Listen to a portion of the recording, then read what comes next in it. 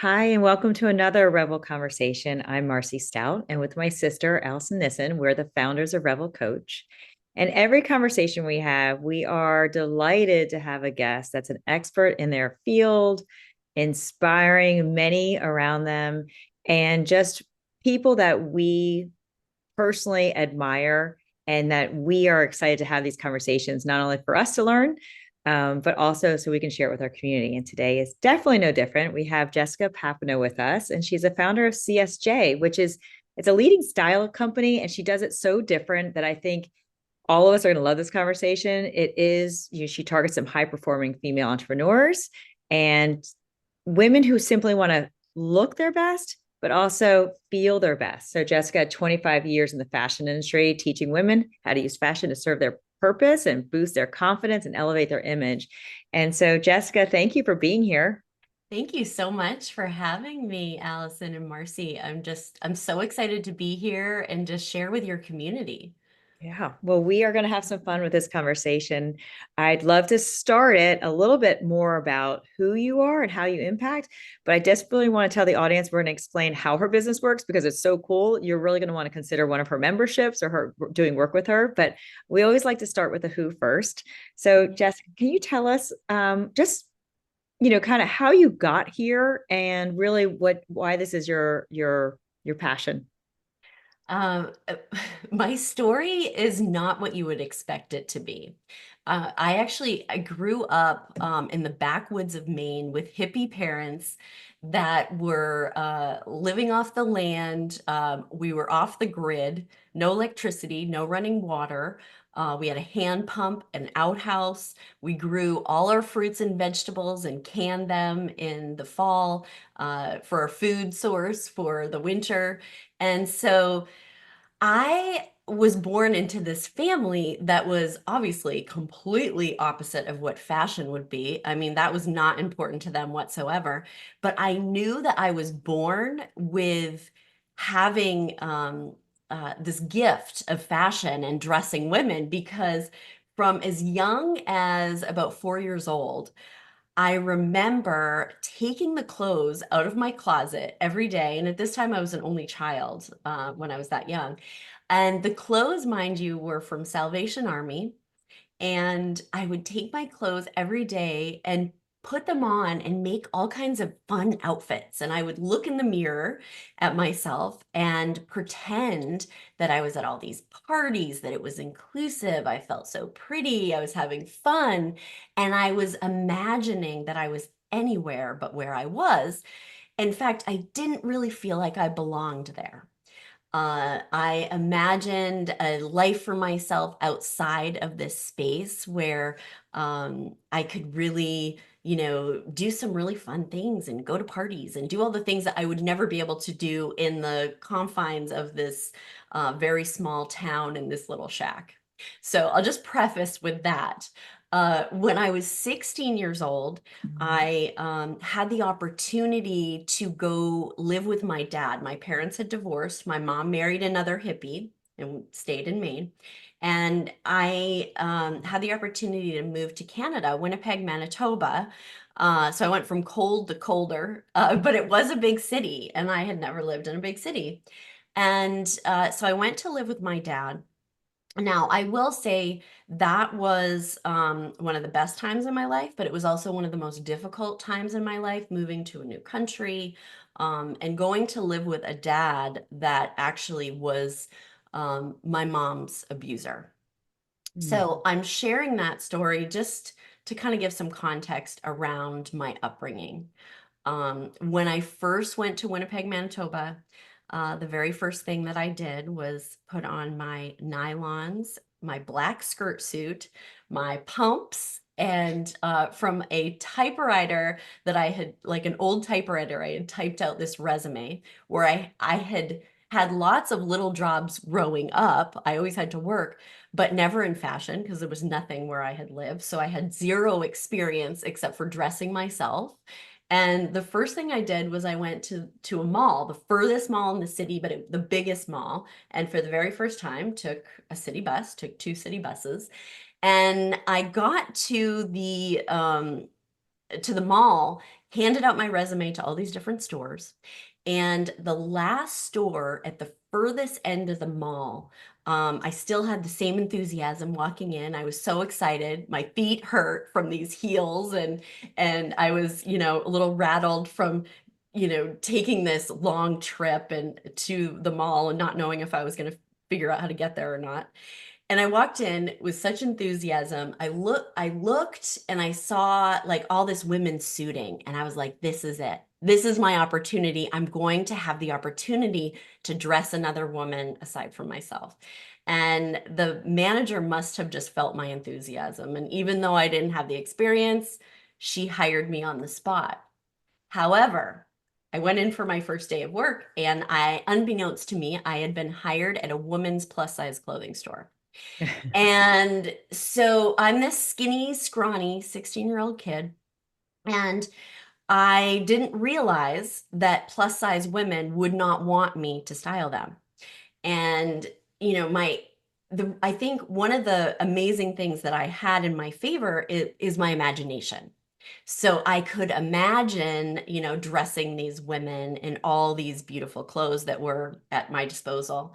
But when these women would walk in and I would ask them how I could help them, they would literally put their hand up and say, no, no, thank you.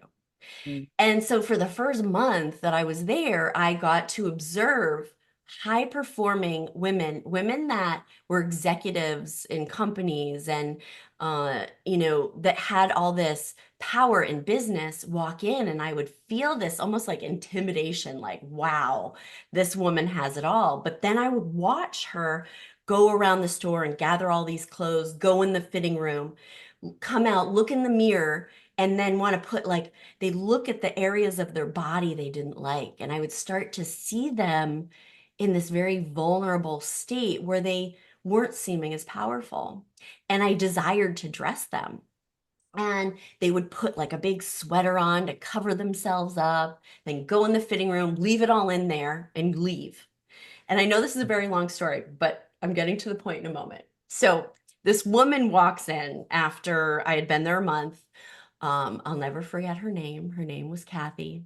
And she walks in the store, and had been feeling defeated, but I knew that if I wanted to be able to help these women, I had to do something differently than I'd been doing for the last month.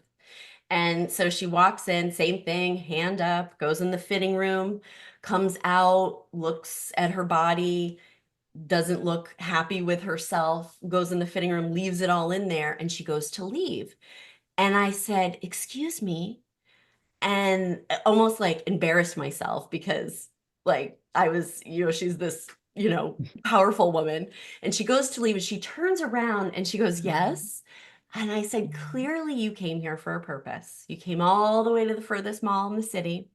And I know you must have had a purpose, but clearly it just didn't work out for you. You didn't find what you were looking for." And I said, "But at this point, spent all this time. Why don't you give me a try?" She said, "Okay." I said, "My name is Jessica." And she said, "My name is Kathy." And I gathered all the pieces that I had imagined her in, that I knew it was going to work on her body. And I saw her as beautiful. Like I didn't like my own body. I didn't understand another grown woman that was so powerful not loving herself. And so I put in the fitting room for her this very fitted outfit. It was like this navy fitted pant and navy little shell. And that's what I was going to get her to start with. So she goes, "I don't know. I'm going to do this, but I don't know about this." So Kathy comes out of the fitting room and she's wearing the outfit. And I watch her look in the mirror, and her eyes, like it's doing that same thing. She's looking at her midsection. She's looking at her hips. She looks completely uncomfortable, crawling out of her skin. And I said, "Just wait." And I stood in front of her and I put a long duster sweater on her. I gave her some shoes. We put on a long necklace. And at that time, scarves were so big, and I gave her a scarf. And I removed myself from in front of her, and I watched her in the mirror, and I watched her eyes, and she looked at her legs and her feet, and her eyes were going up. And then it locked in at her own eyes. And I was getting to peer in and watching this moment happen. And her eyes filled with tears. Oh. And she turned around, and Kathy looks at me and she said, I've never felt like this before. I actually feel beautiful. How did you, Jessica, you skinny, scrawny 16-year-old kid, Mhm. dress my full-size body? I've never experienced this. You've got something, girl.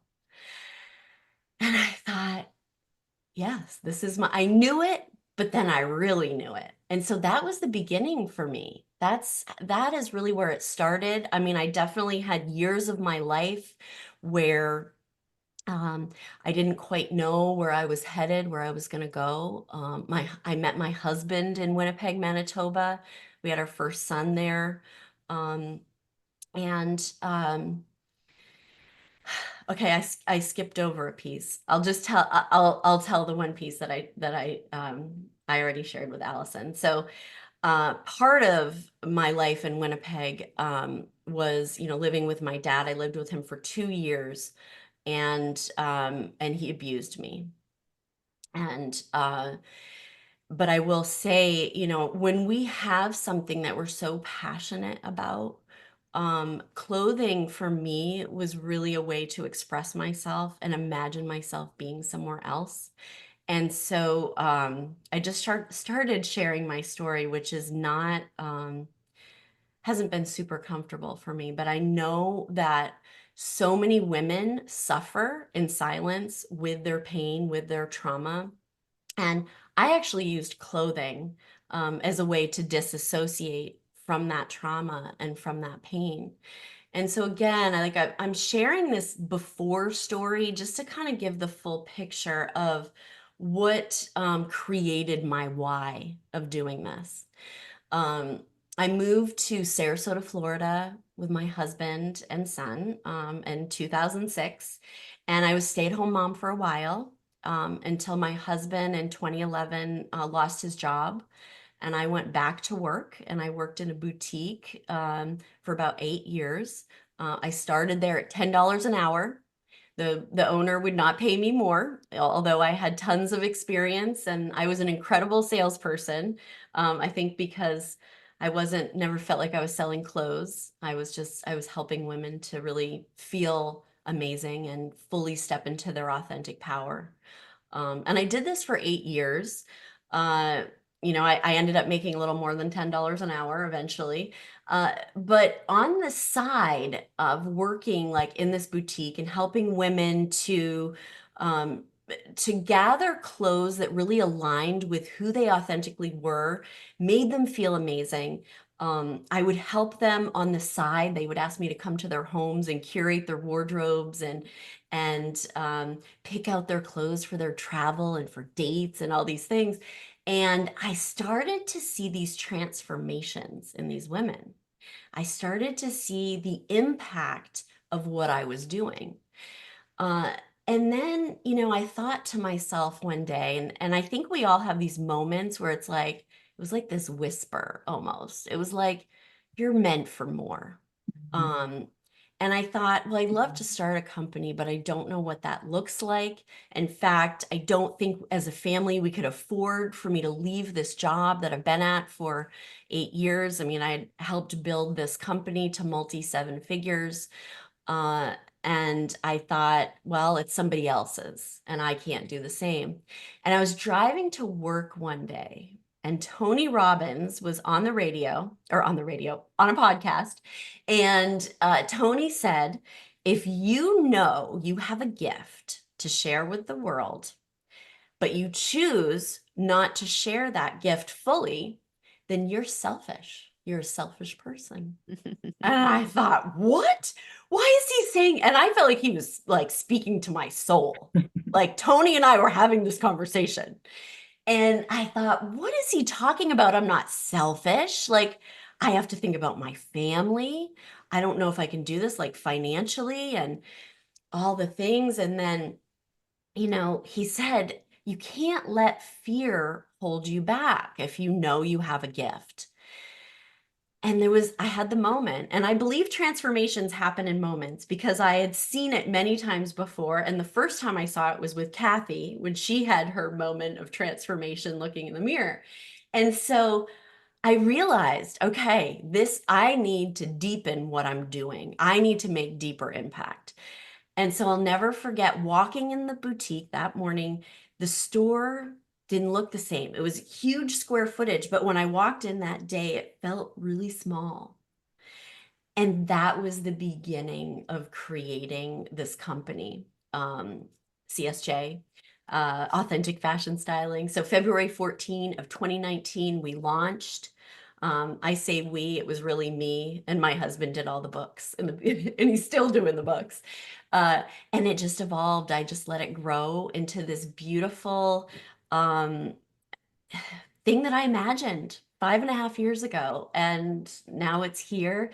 Transformations are happening on a deeper level. I help the high performing woman to not only elevate her style, but transform her careers, her relationships, and her life. And we do this through fashion, through going from the outside in and really with the lens of what she desires her life to look like, go in her wardrobe, whether it's, virtually or in person, and extract the pieces that line up with the woman she desires to be, and then curate a wardrobe, bring in the pieces that finish that off so that she can literally step into the woman that she's becoming. Jessica, that's such a beautiful story. Uh, I have like 3 rules of life that I like to share with people, which is show up. That's the first one. You have to show up. You have to do the work, which means sometimes you have to say, okay, am I being selfish? The other thing is to ask questions. That's the third one. And your whole why started with that question to Kathy. You came here for a reason. What was it? And so you can see where the cascade from one question turns into an entire passion industry for you. And that's a really incredible thing. So first of all, congratulations on Thank stepping you. out on your own, embracing your complicated life story and allowing us to share in that, because there are so many times when we do feel vulnerable. And a lot of people will talk about hiding behind their clothes. I mean, we know the people that put on the big heavy clothes so that they can hide themselves. But you're saying don't use it to hide, use it to show and express. Mhm. Hide, there's hide and then there's highlight. Oh. And so, it's about being seen. And as a high performing professional woman, which is most of who I'm working with, she, in all the other areas of her life, she is revealing herself. She is showing up. But then sometimes when it comes to her clothes, as women, we all have these perceived flaws, right? Like look in the mirror and then our eyes go to where we don't like. And it doesn't matter. I was working a plus size store, but it doesn't matter if she's like a size 0 or she's a size 22. It really, every woman does this to themselves. And then the area they don't like, they end up covering. And in doing that, they're not fully showing up in their power. They may be showing up, but it's almost like these women are operating at like 80%. And it's like push. They're pushing, they're striving, they want to be the best version, but they're pushing.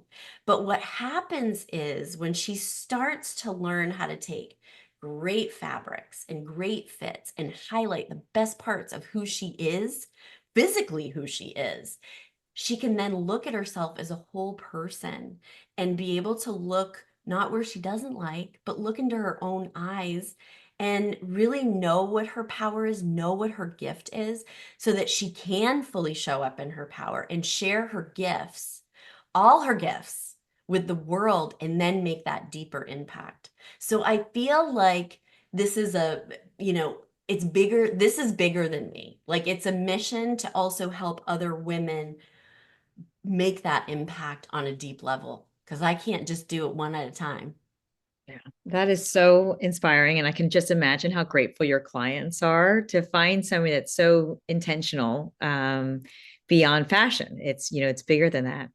So I'd love to ask the question, how does your services work? Tell us, like, as the community's listening to this and they're like, wow, I really would like to get in touch with Jessica, understand how she works. Is it something for me? Can you give us some insight about your Yeah.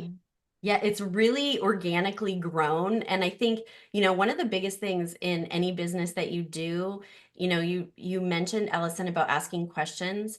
I'm always asking questions of like refinement. Like, what do you want? How can I be better for you? How can I serve you more? And what I learned is doing a lot of market research over the course of the last few years. I always ask women, like, what do you love about the service? Why do you always stay with me? And they say, of course, you save me time. You actually, in the long run, save me money. You've helped me to become more successful. My relationships are better. Um, I'm having more fun with my husband. My kids are happier because they're watching me flourish. But then one word they were using all the time was community. I thought, really, community? And they said, yeah, every one of them, I not only like love to style them and help them in that way, I love connecting powerful women to other powerful women. And I think it can be lonely, being that woman that is just a little different than maybe even your friend group or your family, like what I felt. And so we have created a 3-tiered membership program and a styling app. I always wanted to create a community for women. I did not want it to be on Facebook. I wanted it to be a sacred place. And so we've created a styling app. First tier of membership is called Sapphire, and it's a DIY, basically do it yourself, of how to edit your wardrobe using my 4-step process. And the name of the course is Simplify and Elevate, and it's a one-time purchase. And then middle tier of membership is Emerald, and that's digital course plus the community and group coaching. I dive deeper into each module of the course and really go through how to set your wardrobe up for success by doing live demonstrations. Within this app and in the community, we have live guest expert speakers. Some in fashion and beauty, but others in other areas. A lot of coaches, business coaches, thought leaders, keynote speakers, people in health and wellness, all the areas that the woman that I serve really desires and needs in her life, I've curated for her. We have all kinds of fun tools in there as well. And then top tier of membership is all of those things, plus working with me one-on-one, plus having an additional app that's a lookbook. So, she has full access to me, and full access to my boutique. I carry all of my own inventory, which has been a game changer for the business. We've had this model for about 4 years. And it's changed the game because I'm able to gather all the pieces that she would need and have them in one place. We do style boxes. I create a virtual closet for her of all the pieces that she could ever need in her wardrobe, and create outfits for her monthly. So in that lookbook, she can just go and see what she wants to wear for the day. I plan all her trips, and it's all within an app. And we do, one-on-one coaching as well. And this is women all over the United States, a little bit into Canada. But that's our model. So it's all virtual. Is that correct? No, well, I definitely do have some local people, and I will say my experience with the virtual clients, because we do a 3-month, they do a 3-month commitment with me, which I've found is the perfect amount of time just to really reset their wardrobe and set it up in a way that allows them to close the gap between where they are in their life and where they desire to go. I find that these women, and so we actually have 2 women now set up. One of them is from Chicago, and the other one is from New Orleans. And both of them, their last month working with me, they've decided to come to Sarasota, Florida. And they're both business women that I'm doing image consulting with them as well because they're leveling up their brands. And we're doing a branding photo shoot. And they're also going to experience my studio. So we're going to style them. So when she walks in, it will be her own personal boutique. So that's going to kind of be like the bow on it. And then sometimes they just never leave. So they'll keep working with me after that. But yes, that's how it works. Mostly virtual though. Jessica, this has been such an enlightening conversation. I love the idea of don't hide, highlight. That's just a fabulous takeaway. And if people wanted to get in touch with you, is there a website? Yes, it's csjstyling.com. I'm also on social media. I put tons of content, free content out there. Instagram is at the Jessica Papineau, and then Facebook is Customized Styling by Jessica. I'm also on YouTube and LinkedIn and all the different platforms. And to your audience today, I am offering a free styling call. So any woman that is listening to this that's a little bit intrigued, that's perhaps in this space of transition, that she's imagining that maybe there's a little bit more for her out there. I'm offering the free call really to dive in, learn a little bit about her, and put a plan together where I can meet her where she is. And I want to say, no matter if you think the service is for you now or not, I encourage you to take me up on the call. I know many women, they don't want to, I don't want to waste her time. I don't know if I'm ready to do it. I really love meeting cool women, and I'm honored to take any of the calls. So. What a wonderful gift. I appreciate you doing that. And thank you again for our time. And like we said, one of our favorite things about these Revel conversations is meeting wonderful women like you who have these inspiring businesses and doing great work. So thank you for being here. Thank you so much, both, for having me. I truly appreciate it. Okay, wonderful. Well, thanks so much. Great to talk with everyone. Okay, bye. Bye-bye.